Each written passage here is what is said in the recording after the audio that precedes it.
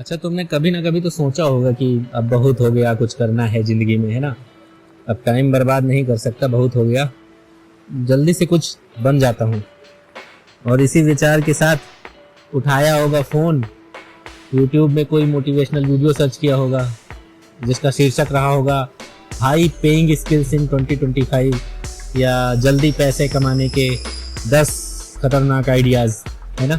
देखिए, हम सबको ना बहुत जल्दी है आजकल, लेकिन किसी को भी ये नहीं पता है कि किस दिशा में भागे हम, जाना कहाँ है।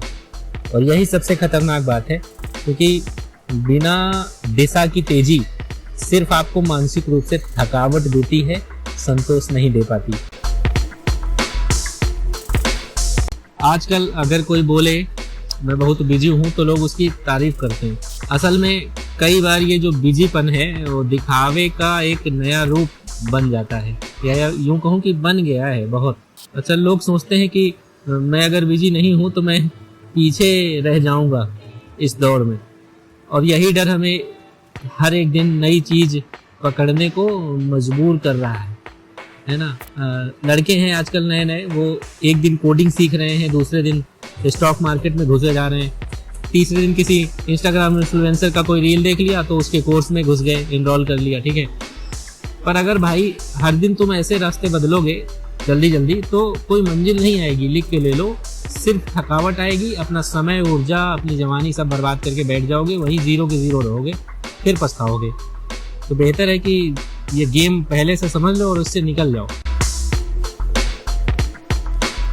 कल्पना कीजिए कि आप एक बहुत ही तेजी से चलती हुई ट्रेन में बैठे हैं, लेकिन आपको ये नहीं पता कि उसका अंतिम स्टेशन क्या है।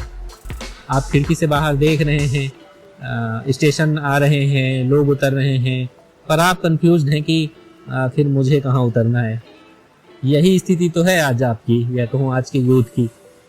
सब भागे जा रहे हैं, लेकिन अपने क्यों को, कि वो क्यों भाग रहे हैं उसको जाने बिना दूसरे क्या कर रहे हैं उसी को देखकर अपने रास्ते बना रहे हैं आप सब लोग।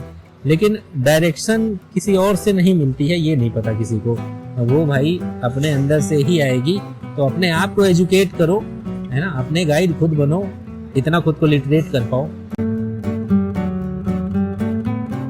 रुकने को आजकल इंसल्ट की तरह लिया जाता है। अगर आप रुके हुए हो, अगर कोई बोले कि मैं इस समय कुछ सोच रहा हूँ, कर नहीं रहा हूँ, कुछ प्लान कर रहा हूँ, तो लोग उसे उसी समय लेजी, कंफ्यूज और खोया हुआ, लॉस्ट समझ लेते हैं। लेकिन भैया सच्चाई यह है कि विचार के बिना किया गया प्रयास बिना लक्ष्य के तीर छोड़ने जैसा ही है। कभी कभी पॉज लेना, साइलेंस में खुद से बातचीत करना, अपने विचारों को व्यवस्थित करना ही मैं कहूँगा जीवन की सबसे बड़ी क्लैरिटी देता है। तो थोड़ा रुकिए, सोचिए, फिर आगे बढ़िए।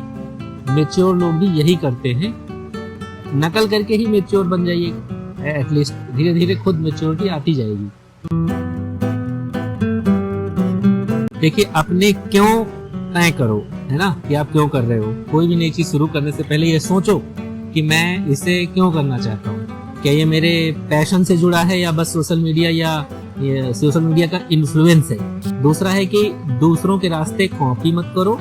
जो चीज दूसरों के लिए सही है जरूरी नहीं कि वो तुम्हारे लिए भी हो। खुद का कंफर्ट जोन और कैपेबिलिटी समझो, उसके अकॉर्डिंग डिसीजन लो और चलो। तीसरा हो सकता है कि हर ट्रेंडिंग चीज आपके लिए नहीं होती। अगर सब पॉडकास्ट शुरू कर रहे हैं इसका मतलब ये नहीं कि आपको भी करना चाहिए। देखिए, ट्रेंड के पहले अपने स्किल और पर्सनालिटी देखना जरूरी है, क्योंकि ये चीजें भी मैटर करती हैं कि आप उस फील्ड में अच्छा कर पाएं। चौथा हो सकता है कि एक चीज पकड़ो और उसे कंसिस्टेंट तरीके से करो। अगर बार बार रास्ता बदलते रहोगे तो किसी एक दिशा में मास्टरी नहीं आ पाएगी। फोकस्ड लर्निंग स्कैटर्ड हसल से लाख गुना बेहतर है।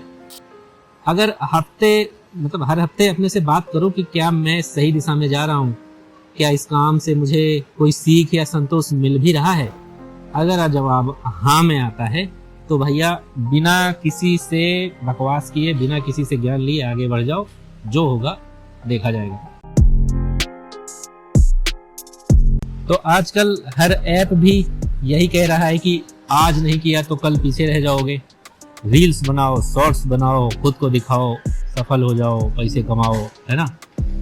हर जगह मैं कहूँ हसल कल्चर फैल गया है। तो कहा जा रहा है कि स्लीप इज फॉर लूजर्स, यानी 24/7 काम करो, सफलता चाहिए तो नींद खाना सोना सब भूल जाओ। लेकिन ये सब आपको नहीं लगता सुपरफिशियल इंस्पिरेशन है कि जो दिखता है वही टिकता है? ऐसा नहीं है, जो दिखता है ज़्यादा दिखता है वो नहीं टिकता है। तो देखिए रियल सक्सेस जो होती है वो आपके ही अंदर से आती है, वो दिखावे की नहीं होती, वो कहीं ना कहीं आपकी परिपक्वता को परिलक्षित करती है, परिपक्वता दिखाती है। दिखावे से तो बस आप खोखली एक अपनी शान बना लेंगे, रात में सोते समय आप संतुष्ट नहीं होंगे। लेकिन तो क्या आपने कभी 10 मिनट के लिए भी खुद से बात की है, बिना डिस्ट्रैक्शन से, बिना फोन उठाए? जरा बैठो और सोचो कौन सा काम करके आपको सबसे ज्यादा इनर पीस मिलती है। क्या वो काम ऐसा है जिसे आप बरसों तक कर सकते हो बिना किसी बोरियत को महसूस किए? आप खुद को कहाँ देखते हो 2 साल, 5 साल या 10 साल बाद यही करते हुए जो आप कर रहे हैं ना? ये सवाल आंसर्स नहीं मांगते, ये आत्मनिरीक्षण की शुरुआत करने वाले एक प्रश्न हैं।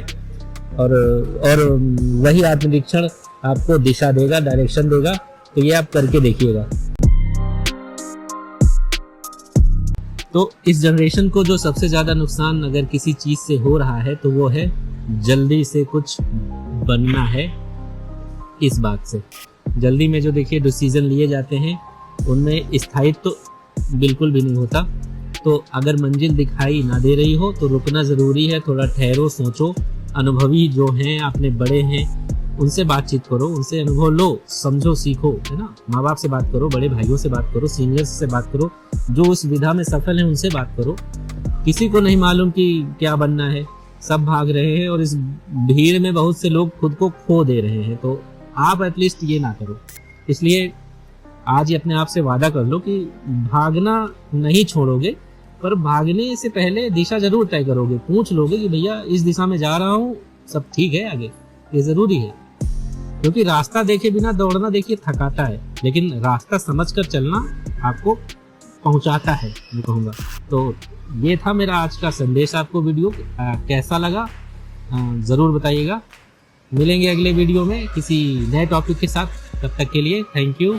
आपने अगर यहाँ तक वीडियो देखा है तो भैया आपका दिल से आभार, क्योंकि स्क्रिप्ट लिखने में और विषयों को मैं दिन भर अनुभव करता हूँ, उनको मैं लिखता हूँ, फिर उन पे स्क्रिप्ट बनाता हूँ।